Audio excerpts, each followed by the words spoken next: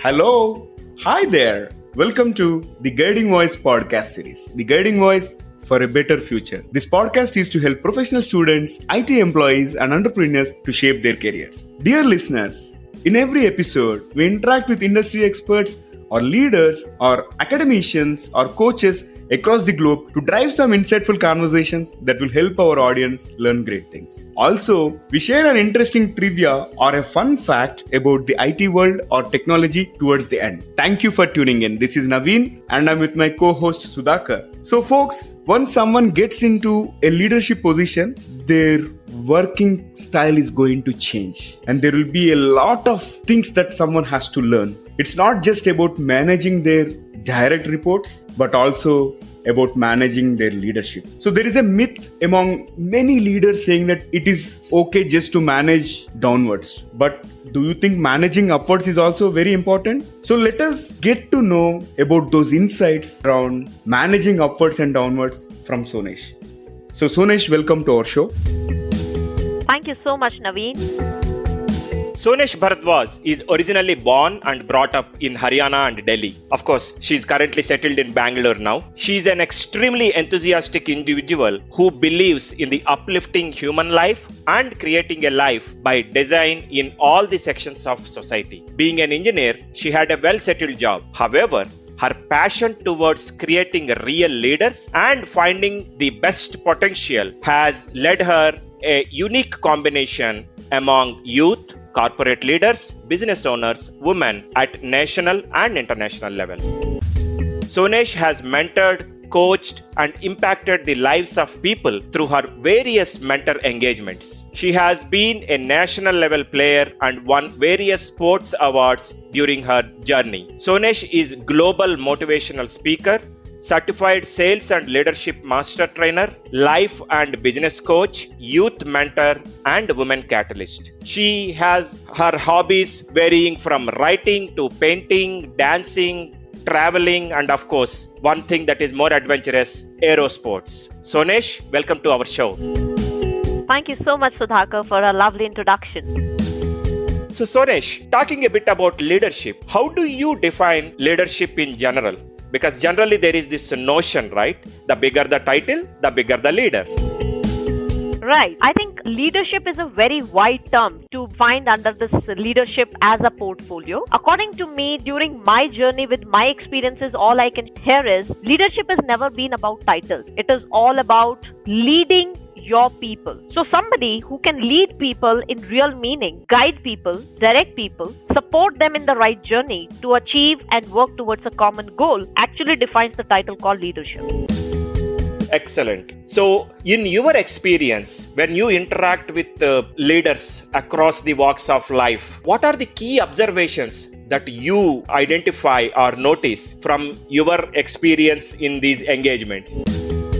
Right. I think my journey and my experience throughout this entire engagement portfolio was right from a very diverse background where I was training somebody who has been recently promoted to as a manager role or a new leadership role, and then taking the journey ahead with a lot of experienced people here and then moving the ladder up. So all I have understood is all the 3 or 4 various layers, which we technically call it the hierarchy level in a corporate sector, has a very different portfolio when it comes to leadership. The style is entirely different. The way how they take individuals is very, very different. So according to me, each and every single layer has a beauty of defining leadership as a term. And every individual have a different perception towards it. But yes, the irony here again goes with the same title. I want to reiterate the same thing as in the first question we just mentioned, that most of the people take this term with titles, right? So when you go and bound yourself with titles, I think you don't give your 100% because you're bound under restriction, limitation. And according to me, leadership is a role where you have to go, give your 100% and give the potential outcome as 100%. That's wonderful, Sonesh. So what will be one key trait or probably an attribute that you think a leader should possess? According to me, I think a leader must have first integrity in place. If integrity is not there, I think remaining all things are just as a second priority list. First should be your integrity. Second is your value-based approach system. Because if these two things are aligned and in a proper synergy, that's how you take forward your entire journey of leadership. So integrity and also about leading people. So these are certain things which many of us are asked to focus on. So I want to ask a different question here. What is something leaders should not be doing?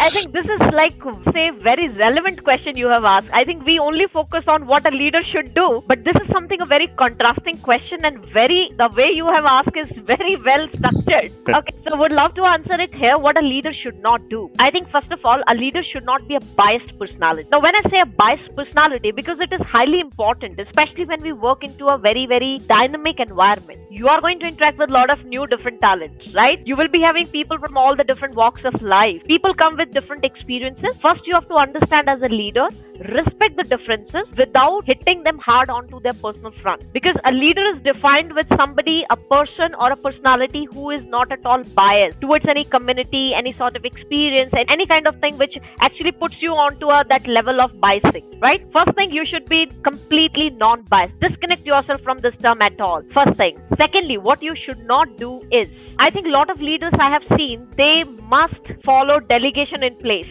They don't do so because they believe anything and everything which I do is going to be perfect, and probably my team members will not be able to give me the same outcome. So that's where a serious trust issue comes into picture, and I think that's where you completely break that rapport with your own team members.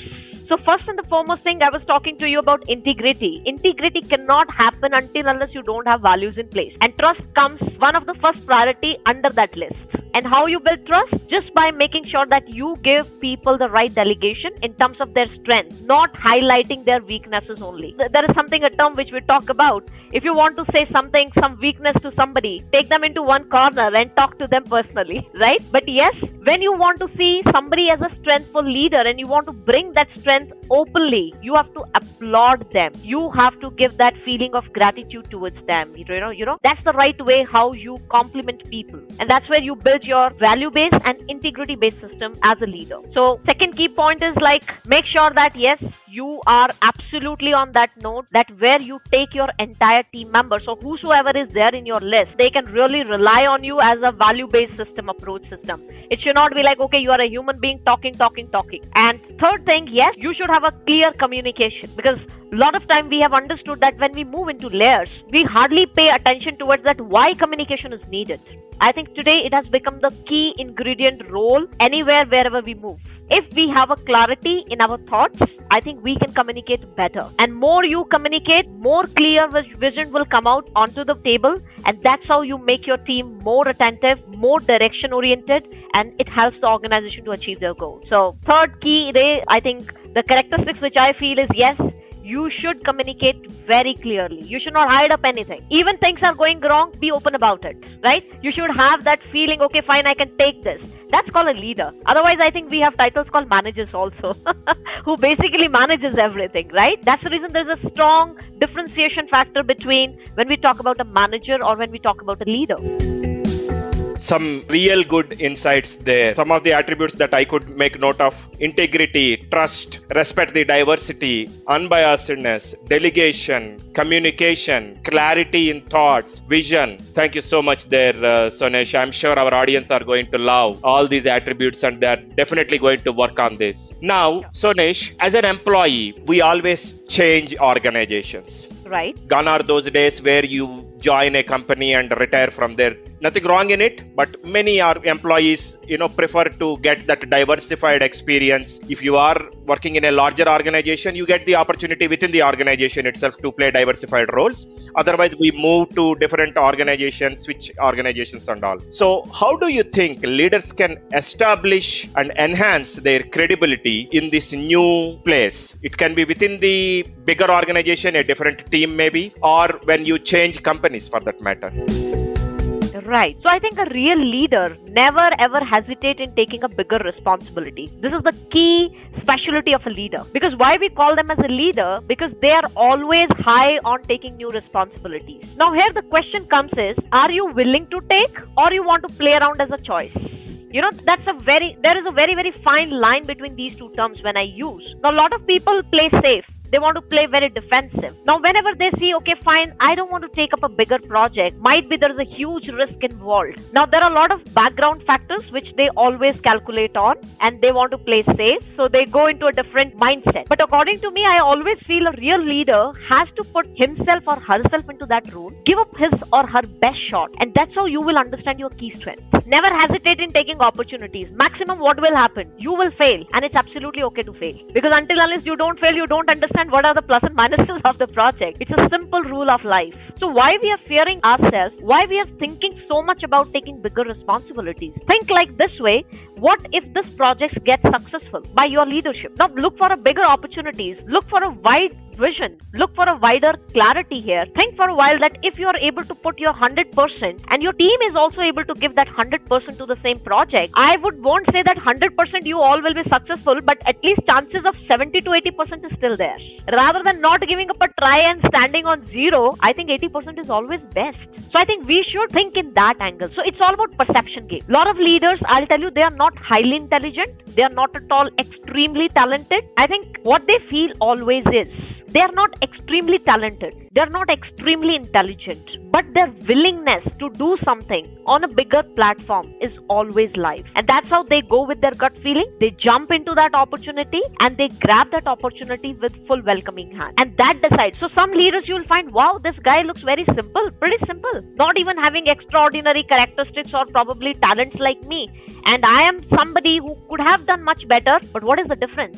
Difference is you never opted for that option. And this guy was slightly uphand on taking up and grabbing that opportunity, and that's how he was able to roll out the whole things into a new dimension. So according to me, that defines your leadership quality. So changing organization, I think always a good idea. I won't say that there is something wrong into it, because today we all look out for a bigger growth. We all look out that how we all can grow financially as well as emotionally and personally as an individual. Because I feel today it's not only should be into one way called finance. It is equally important to have an emotional balance at workplace also. The reason is today more than finance, I think we suffer emotionally. We suffer mentally. We move lot of into a stressful zone where we don't realize that how we are taking care of ourselves. So mentally, when you are sick, your body might be very healthy because you go and hit your gym, you you want to keep yourself healthy. But mentally, if you are sick, that has a very adverse effect on your performance, productivity, and as well as on your leadership style.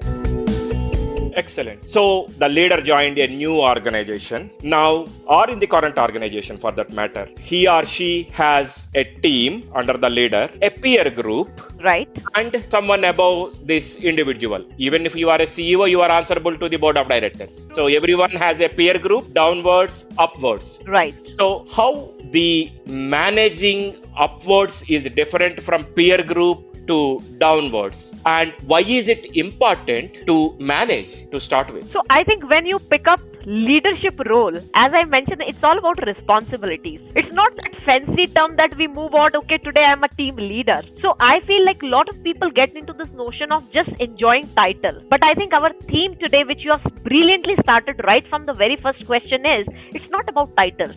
It's all about you take that bigger responsibility, and that's how you enjoy a bigger piece of cake. So when you have opted for leadership as a style, mentally you should be very ready that anything can be thrown at you. First of all, don't hesitate in taking. Now tomorrow, it so happened when I was working with a lot of startups, during my journey, I have a very clear-cut rule that I only want to work with business owners. And there was a specific reason behind it. The reason was so particular about it that when you work with that kind of business owners, you will understand what they are looking out from a business point of view. And things become very easy for you to go and tell your staff people, hey, execute this way. Because now you already have the direction from the boss, what he is looking out. So basically, as a leader, you act like the balance bridge. You take instruction wherever there is a tweaking required with your boss. You do that on across the table, and you understand their dynamic. You match it up, and that's how you go and tell your team to execute it.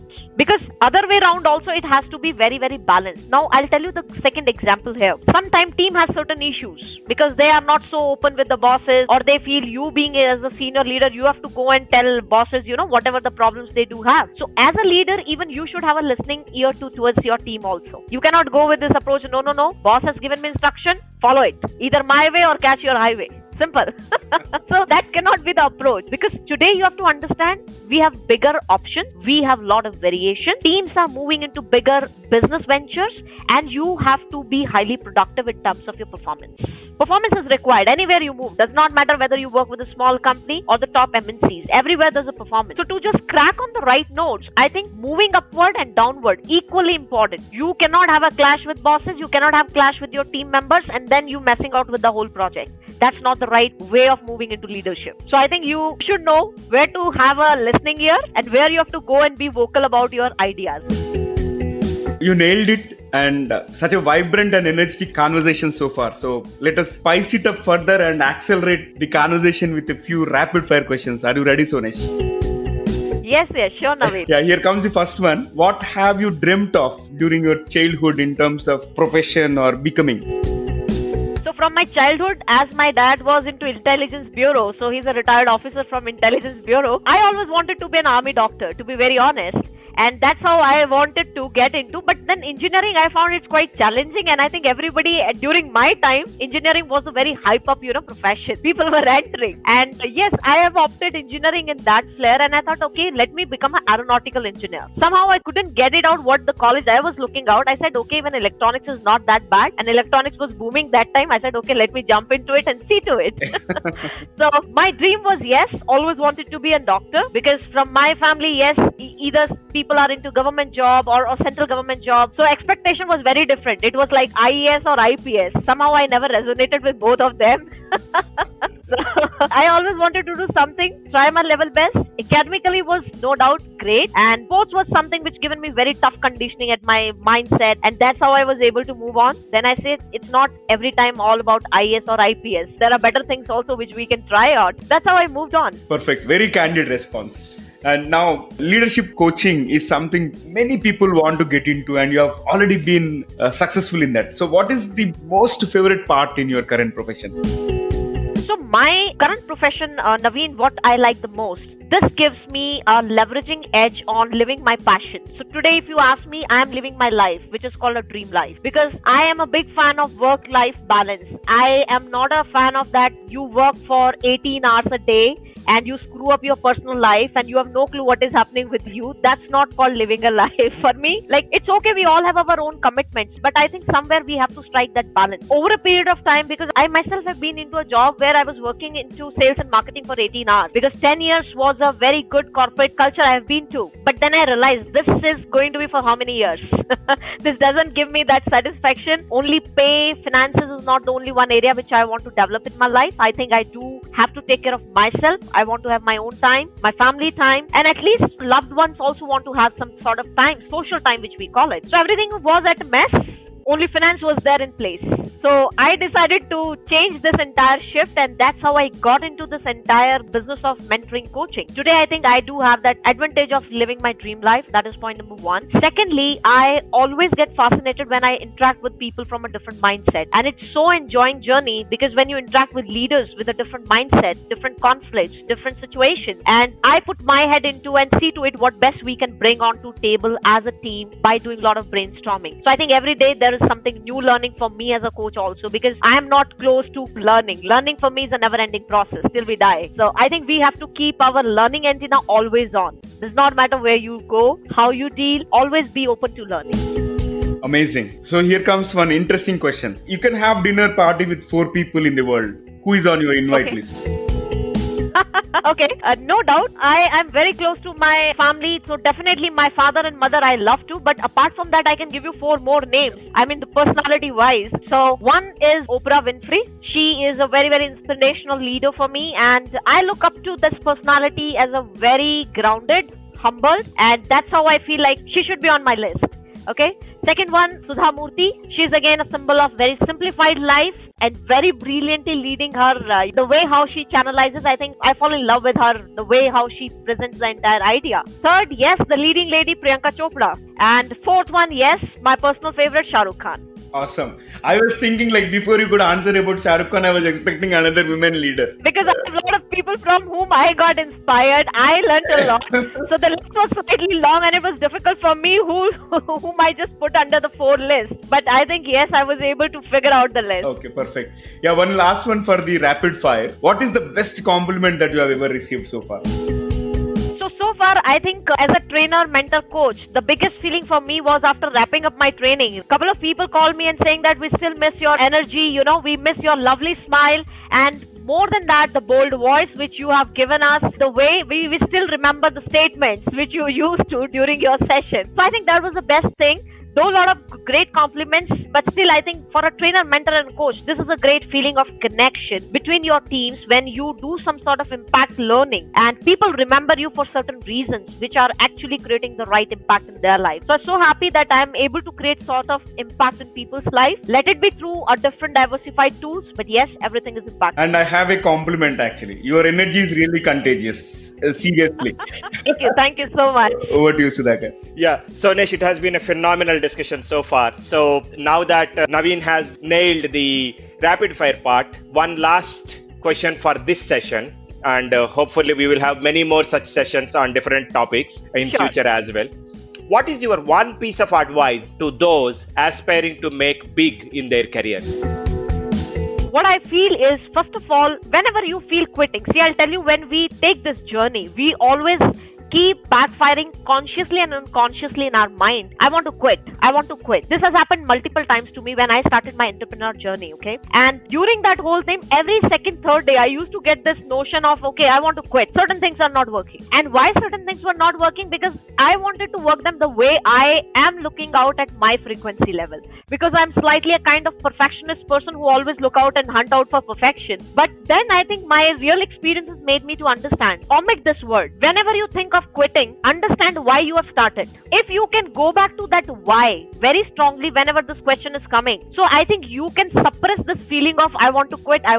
Because now again you have reignited that fire in you, that why you have started. If you want to quit, then why you have started, right? There has to be a reason for it. And I think that momentum is very, very necessary. Keep going you on into your entire journey. And again, there will be a third note here, which I want to mention and highlight for aspiring people. Usually when we figure out our why, again, what will happen? Okay, till how long? Because we all are smart and we end up by asking this question consciously and unconsciously. Till how long? So let me tell you, till you don't give your best punch. And for me, the best punch would be when you achieve your goal. That is called your best punch. Your best punch is not that I'm counting my step. 1 step I have done, 1 month I have worked, 2. See, if you have a burning fire inside you, nobody can stop. And don't look out for, okay, fine, somebody has to come and give me a magical wand to do me some magic and mantra. No, it's a journey. And you have to travel this journey into a very, very smooth and peaceful manner. So first of all, quitting will definitely come into your mind. So don't hesitate. But when this question comes, please reiterate on why you have started. And when this why is clear, think about a third portion which is highly important is, I have to give my best punch. And remember one thing, your best punch is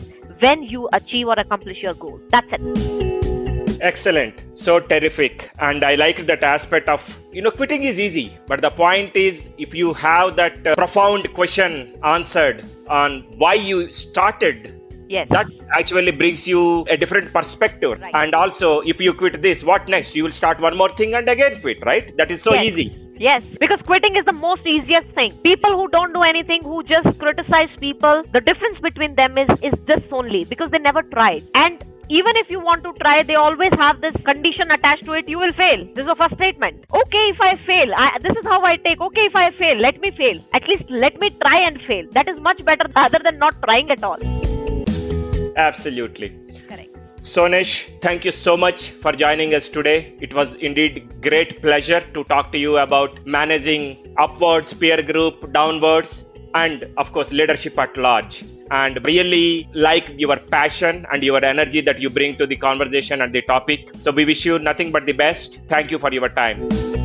Thank you so much, Sudhakar and Naveen, and it was indeed my pleasure to be here. And thank you so much for your invitation. Looking forward for more such lovely interactive sessions. Thank you so much. Absolutely. So we would like to invite you again and again for this session. Sure, Naveen. Thanks again. Thank you so much. Dear listeners, To know more about our speaker and the content, refer to the show notes and visit or follow us on social media. We are available on LinkedIn, Facebook, Insta, Twitter, Pinterest, and also on YouTube. Just search for The Guiding Voice and then follow, like, subscribe to us, and also share within your network. In addition, please feel free to email us at The Guiding Voice for You. That is THEGUIDING VOICE 4 as a digit, U as a letter at gmail.com, or WhatsApp us on India number 9494587187. That is India number 9494587187, and we will be happy to collaborate with you. Hey Sudhakar, can you talk about the exciting opportunity of featuring our audience on this show? Sure, Naveen. So guys, of late, we have been receiving a lot of career guidance related questions from our regular listeners through YouTube, LinkedIn comments, WhatsApp, and email. And we are responding to them on one-on-one basis. Now, we are pleased to open up a new mode of interacting with you all while providing a chance to broadcast yourself. If you have any questions related to education, career guidance, or a specific IT function, just send your voice message through speakpipe.com/theguidingvoice. We will play your question in your own voice along with the answer either from us or our expert panel in our future episodes. Hope you will utilize this wonderful opportunity. Alright, so it brings us to the trivia segment of today's episode. And folks, today's trivia is about personal computers. Do you know how were the personal computers popular in 1950s? You may be wondering, they're called as PCs, but there is one more name to it. Let me reveal it. PCs went by the name electronic brains in the 1950s because they were able to process and calculate themselves, mimicking the natural brain. That's why they were called as electronic brains. Interesting, isn't it? Thank you for listening. There is more in store, folks. Stay tuned. Take care. Be safe. Until next time, bye-bye. And we are signing off.